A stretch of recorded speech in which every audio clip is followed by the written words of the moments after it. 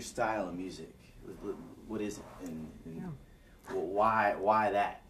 So I'm classically trained. I've been singing operatically for about the past 10 years.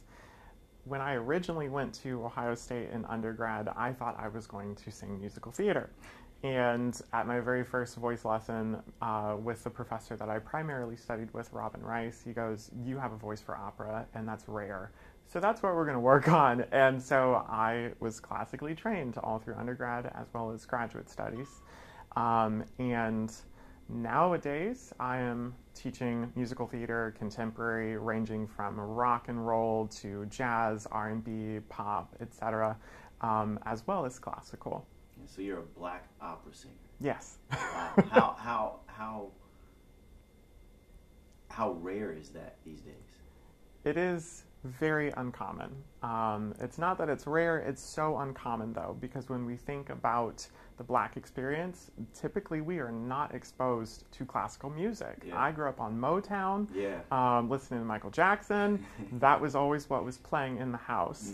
In Vogue, Boyz II Men, etc. And so I am so far away from the kind of music that I grew up with, but now I get to coach that same kind of music with my students.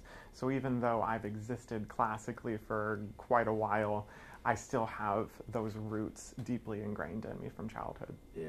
Why would you tell other black kids from the Hilltop to, even venture down this road? Because I mean, this doesn't seem this cool or even acceptable for our culture. Because everybody nowadays wants to be a rapper. Yep. I don't know why. Or be on The Voice. Yeah. Or something like that. But, turn that.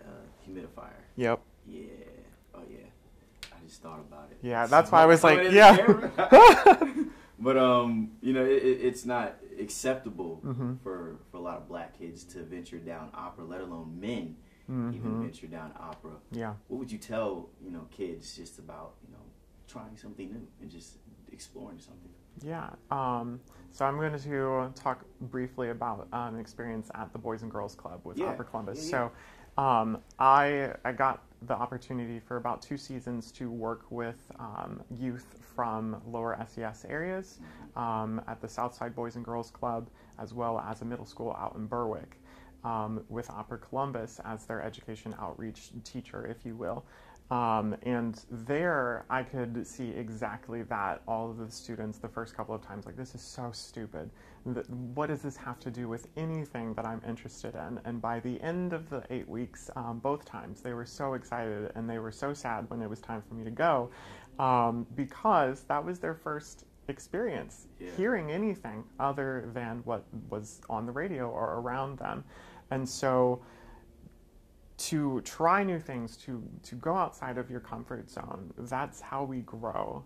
Where the unease is, it is more than likely going to be an uphill battle in regard to just peer pressure.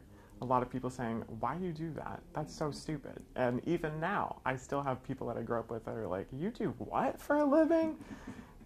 Yeah, I think it's important that we look beyond what is just immediately around us, because you never know, you might fall in love with something. Yeah.